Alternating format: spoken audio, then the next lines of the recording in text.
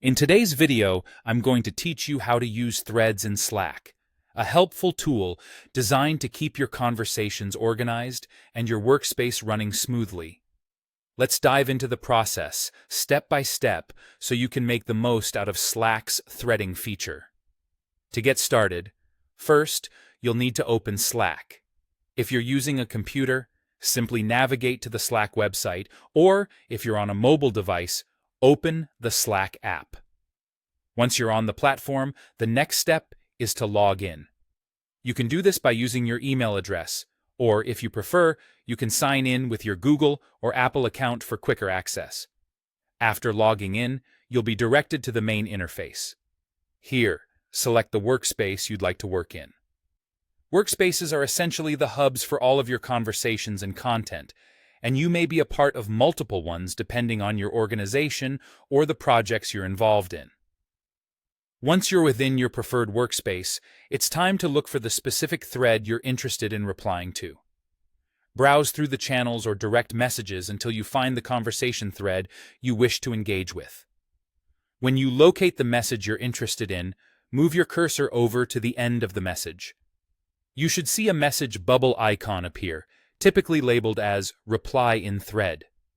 Click on this icon to open up a threaded reply. Now that you've opened up the thread, you'll see a pop-up showing the specific message alongside a field for your reply. Compose your response to the thread here. Think of it as a way to keep specific conversations tied to the original message, preventing the main channel from becoming too cluttered with responses. When you're satisfied with your reply, click Send, and your message will appear as a part of that thread, visible as a sub-message under the original one. You'll also be pleased to know that your reply notifies the person you're responding to, which ensures that they don't miss your input. This feature efficiently keeps all related comments together and makes communication more effective.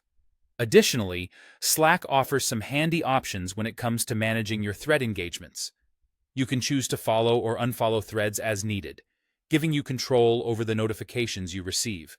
If you're following a thread, you'll be notified of any new responses or updates. Conversely, unfollowing a thread helps reduce notifications and keeps your focus where you need it. To further aid in managing your conversations, threads with unread replies are usually highlighted at the top of your threads view, ensuring you never miss an update.